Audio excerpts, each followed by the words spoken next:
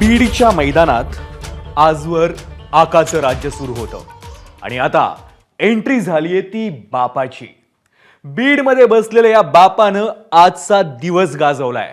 तर तिकडे बापाच्या या करामतीनं धनंजय मुंडेंच्या डोळ्यात मात्र पाणी आलंय. कोण आहे हा बाप आणि त्यानं काय करामत केली आहे पाहणार आहोत आजच्या भागात. नमस्कार, मी विनोद घाडगे. सुरुवात करूया राजकीय शोलेला.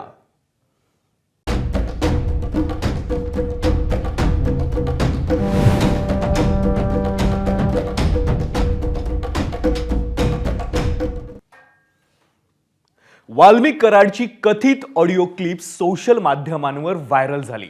यात कार्यकर्त्याला सोडवण्यासाठी पोलीस अधिकाऱ्याला विनंती करतानाचा आवाज कराडचा असल्याचं सांगितलं जात आहे. या संभाषणात कार्यकर्त्याला धीर देत इथं बाप बसलाय ना अशी बढाई मारताना ऐकू येत आहे. कराड आणि पोलिसांच्या कथित संबंधांवरून धस दमानियांनी टीकेची झोड उठवली. दमानियांसह सुप्रिया सुळेंनी पुन्हा एकदा धनंजय मुंडेंचा राजीनामा मागितला. तर आपल्यावरील आरोपांनी व्यथित भावनिक झालेले धनंजय मुंडेही पाहायला मिळाले. नेमकं काय काय घडलं आज दिवसभरात पाहूयात राजकीय शोलेचा हा स्पेशल रिपोर्ट. एवढं काय मनावर घ्यायचं नाही. बाप बसलेले आपण काय बोलायला. वाल्मिक कराडशी संबंधित नवनवीन दावे, सनसनाटी आरोप, ऑडिओ व्हिडिओ क्लिप समोर येण्याची मालिका सुरूच राहिली आहे. यावेळी चर्चेत आहे एक ऑडिओ क्लिप.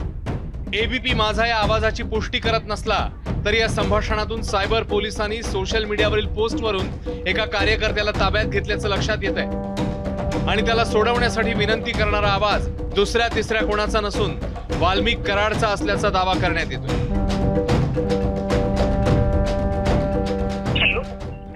ताई वाल्मिक कराड बोलतो. हा बोला ना. ते काय ते फोन करायला ते सिल्लर नाहीत पोरं.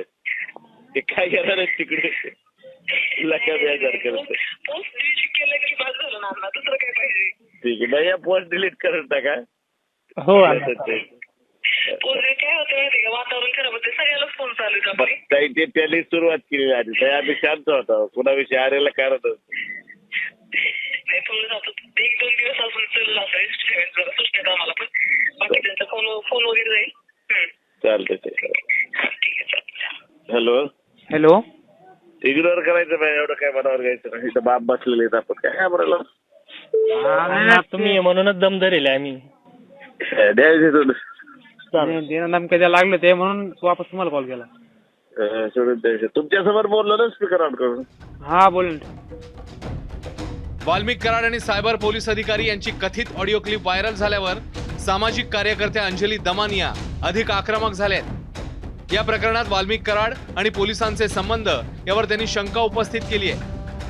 तर आमदार सुरेश धस यांनी बीड पोलिसांवरील आरोपांचा आणि बीड जिल्ह्यातल्या पोलिसांच्या बदल्या करा या मागणीचा पुनरुच्चार केलाय. त्या थाटात त्या पहिल्या माणसाशी बोलतात की इथे बाप बसलाय, तू ऐकलं ना मी काय बोललो त्यांना. तर ही जी आहे ना, हीच ह्या लोकांची प्रवृत्ती आहे. ह्याच्या मागचे एक SP होते ज्यांनी अगदी पायाला नमस्कार करून यांच्याकडनं आशीर्वाद घेतले होते वाल्मिक कराडकडनं. हे जर SP करत असतील तर बाकी पोलीस निरीक्षकांचं काय.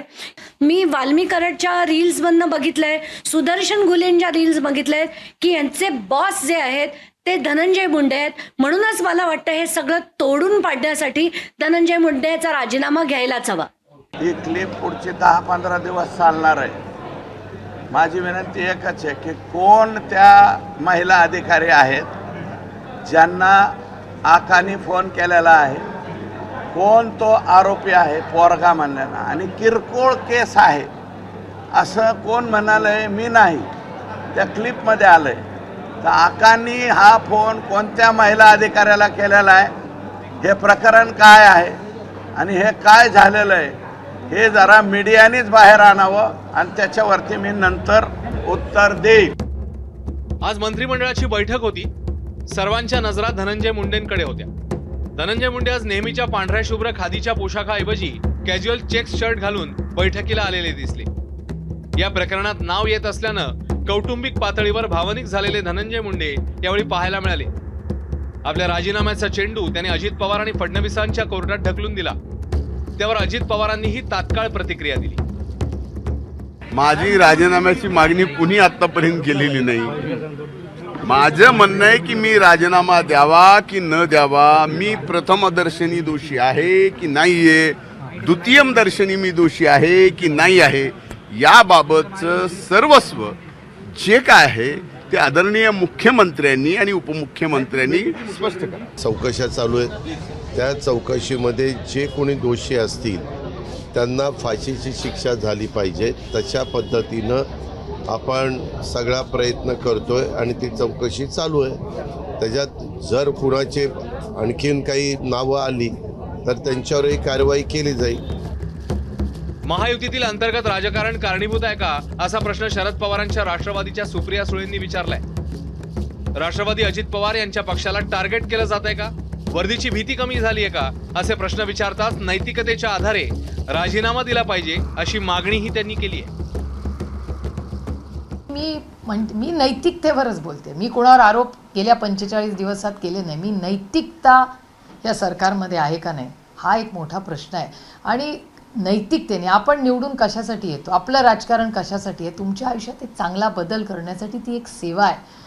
आणि त्या सेवेचं रूप, हे भयान रूप ह्या 2-4 लोकांच्या ज्या ऑडिओ क्लिप्स येत आहेत, त्यांचे कारनामे बाहेर येत आहेत, हे प्रचंड अस्वस्थ करणार आहेत. आणि सुसंस्कृत महाराष्ट्राला, जो छत्रपतींचा महाराष्ट्र आहे, शाहू फुले आंबेडकरांचा महाराष्ट्र आहे, त्याला न शोभणार आहे. या सगळ्या सनसनाटी दावे आणि खळबळजनक आरोपांमध्ये बीडचे आमदार संदीप क्षीरसागर यांनी सकाळी आणखी एका आरोपाची भर घातली. सरपंच हत्येतला फरार आरोपी कृष्णा आंधळे जिवंत नसेल अशी शंका त्यांनी व्यक्त केली आहे. तर या शंकेला धनंजय मुंडेंनी आरोपांनीच प्रत्युत्तर दिलंय. तो एक आरोपी जो सापडला नाही, तो मला असं वाटत नाही तो सापडेल म्हणून. जो काही प्रकार तिथं चालतो, जे काय अनुभव आमच्या जिल्ह्यातले आम्हाला येतात, त्याच्यामुळे मला असं वाटत नाही तो सापडेल म्हणून. ह्या एका प्रकरणामुळे, ही वाईट घटनेमुळे जे लोक रस्त्यावरती उतरतात, ते लोक बोलतात, आणि डेअरिंग केल्यामुळं आज सर्वसामान्य लोक बोलायला चालू, अनेक प्रकरणं निघतील ह्याच्या पुढे सुद्धा. एवढं जर संदीप क्षीरसागरांना माहीत असेल, आणखीन कुणाला जे काही माहीत असेल, याचा अर्थ मी असा समजतो की त्यांचे आणि त्या आरोपीचे कुठेतरी आता संबंध आहेत. आणि ते संबंध असल्याशिवाय ही माहिती त्यांना मिळू कशी शकते. सुरेश धस म्हणाले तसा हा विषय आणखी महिना 15 दिवस चालणार आहे. तोवर नवनवे आरोप प्रत्यारोप सुरूच राहतील. धनंजय मुंडे राजीनामा देणार का, गृहमंत्री पोलीस दलावरील आरोपांना गांभीर्याने घेणार का, न्यायालयाला हस्तक्षेप करण्याची वेळ येणार का, अशा अनेक प्रश्नांची उत्तरं लवकरच मिळतील अशी आशा आहे. ब्युरो रिपोर्ट, एबीपी माझा. एबीपी माझा, उघडा डोळे बघा नीट.